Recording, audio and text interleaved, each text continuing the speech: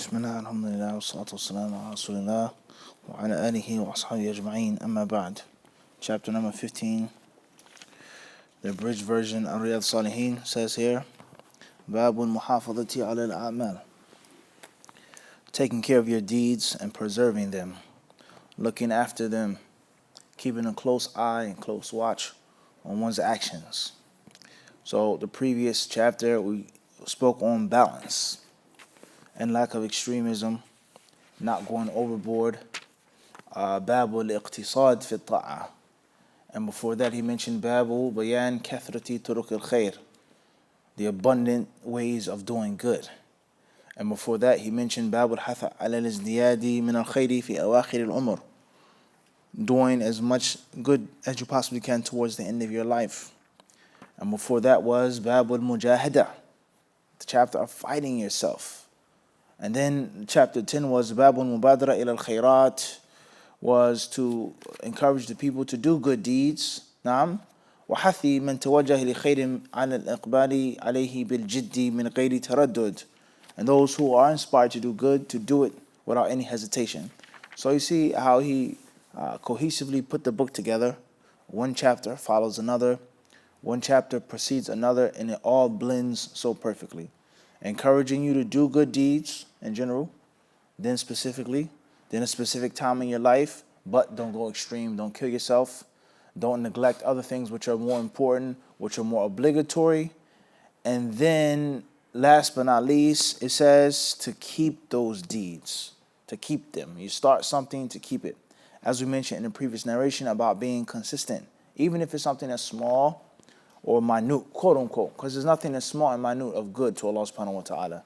As Allah tells us in the Quran al-Kareem and several ayat, that which you do, the weight of an atom or mustard grain, a seed, yarahu. Man ya'mal mithqala dharratin khayran yarahu. Allah says the mithqal of a dharra, you'll see it. وَمَا تُقَدِّمُوا لِأَنفُسِكُمْ. Allah says whatever you put forth for yourself. So there's nothing that's small and minute to Allah. And we all know that a woman was punished with the hellfire because she starved the cat to death. And we all know that a woman who was a prostitute was forgiven because she gave a dog a drink of water in her boot. So there's nothing that's small to Allah subhanahu wa ta'ala, just as there's no sin that's small to Allah subhanahu wa ta'ala. It's all great and big to Allah with regards to what He deserves. Everybody understand this? However, relatively, if you remain consistent upon something, even if it's small, in our eyes, in our standards, even if it's a little bit, but consistency is important. And the same applies to one's studies as well. If not, a person will definitely lose their edge. Wallahu musta'an. So chapter 15 from the summarized version, it says, Babul muhafazati ala al-a'mal, is to strictly guard one's good deeds and not to lose them. You start something, keep it up. You start something good, stay consistent. قال الله تعالى ألم يأن للذين آمنوا أن تخشع قلوبهم لذكر الله وما نزل من الحق ولا يكونوا كالذين أوتوا الكتاب من قبل فطال عليهم الأمد فقست قلوبهم. Allah Azza wa Jalla says in Surah Al-Hadid, chapter 16, or verse 16 from Surah Al-Hadid, He says, ألم يأن للذين آمنوا. He says, those who believe, certainly has the time not come for their hearts to feel submissive and fearful because of the dhikr of Allah subhanahu wa ta'ala. Has the time not come? In other words, it's overdue.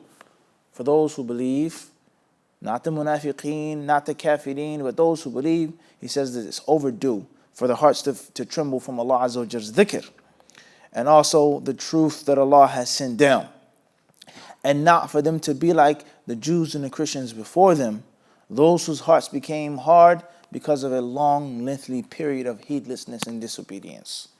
A long, lengthy period of heedlessness and disobedience, and their hearts became hard and solid. So the ayah tells us, and it encourages us for our hearts to become submissive and fearful and not allow a long period of time to go by of waste. فَطَالَ عَلَيْهِمُ الْأَمَدُ. A long period of time went by in which they didn't preserve their deeds. They had guidance, they had knowledge. Allah sent them prophets and messengers, but one reason or another, they allowed the time to go by, and they didn't remain consistent, and then they went astray. And the Jews earned Allah's anger, and the Christians became astray. Even both of them are the same. the Jews are al-maghdub alayhim and the dalun as well. And the Christians are maghdub alayhim and the dalun as well. However, one specialized in a thing more than the other. But at the end of the day, they're both the same. The Jews, Allah is angry with them, and they're also astray. And the Christians, not only are they astray, but Allah is also angry with them as well. However, Allah Azza wa Jal, He mentioned akhas sifatihim, the most distinct of their characteristics. Everybody understand the fa'idah from the Quran? The most distinct of their characteristics is mentioned. But at the end of the day, they're what? Both what? Both the same. But the Jews, the ghadab was more specific to them, the anger. And the Christians, the ignorance, innovation, dancing, singing, making things up was more prevalent than it was in the time of the what? Of the Jews. And if that's not the case, then the Jews, they made bid'ah as well. They made up things as well. They went against the message of Musa alayhi salam and made their own messages and own books as well. So this is the highlighting point from the ayah. He then says, وعن عمر بن الخطاب رضي الله عنه قال قال رسول الله صلى الله عليه وسلم من نام عن حزبه من الليل أو عن شيء منه فقرأه ما بين صلاة الفجر وصلاة الظهر كتب له كأنما قرأه من الليل رواه مسلم. Umar ibn al-Khattab رضي الله عنه narrates, the Messenger of Allah صلى الله عليه وسلم said, من نام عن حزبه من الليل. With regards to reciting the Quran and practicing the Quran, if a person sleeps at nighttime, he doesn't get it done. Or أو شيء منه, he says, or anything like this with regards to prayer at night, or with regards to reading the Quran at night. فقرأه ما بين صلاة الفجر وصلاة الظهر, and he then recites it between Fajr and Dhuhr prayer. كتب له كأنما قرأه من الليل. It will be recorded for him as if he did it at night. As if he did it at night. In other words, to struggle, to strive, and to make a sacrifice during the daytime, even though you missed the proper time, but make sure that you remain consistent. It's like you miss a day working out. So now I want to make it up. I want to do double now. I want to make it up during the time that I normally don't do it, but I can't miss a what? Can't miss a day. Because once I miss a day, then I miss the second day, then I'm sick, then I'm busy, then I'm tired, and this and that. And next thing you know, you miss the whole entire what? Whole week. And then a month goes by, and then you're in a rut. And your consistency is totally broken. So the point is to struggle and to sacrifice to keep the consistency upon your good deeds. No matter how simple they may seem, no matter how short and concise it may be, but to remain what? Consistency. And that's the key. The special moves, the special flair, is good, but the consistency of the fundamentals is the thing that initially gets you started. With regards to ibadah, and also with regards to talab al-ilm. And that's why some of the people of knowledge mention that when you want to set a goal with regards to studying, then it should be a small goal. A goal that you can remain consistent and persistent upon for the purpose of building momentum and for the purpose of building confidence. But oftentimes you make goals that are too big, that are too bold, which you may be able to do for a week. But then you stop because it's too much or it's too time consuming. And then when you stop, you lose your consistency. And when you lose your consistency, the shaitan, he comes to you and he whispers to you and he prevents you from making further goals and executing them. So it's very important to make small accomplishments and to preserve them. Once you do that for some time and you lock it down and you master it, then you move on to a what?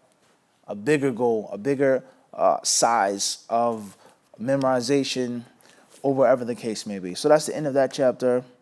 With regards to al-muhafadha, sticking to one's deeds, it's a very important topic, and it can be addressed from so many different aspects. From, as we said, worship, ibadah, talab al-ilm, working out, taking care of yourself, anything that you do in which you make it into a routine, and then that ta'ala becomes second nature, and then you graduate and you move to more raka'at or more Quran or whatever the case may be. Al-muhafadha ala al-mal is sticking to one's deeds. Allah Azza wa Jal surely knows best. Jazakumullah khairan. Sallallahu sallam wa barak ala abdihi wa rasulihi nabiyina Muhammad. Wallahu alam.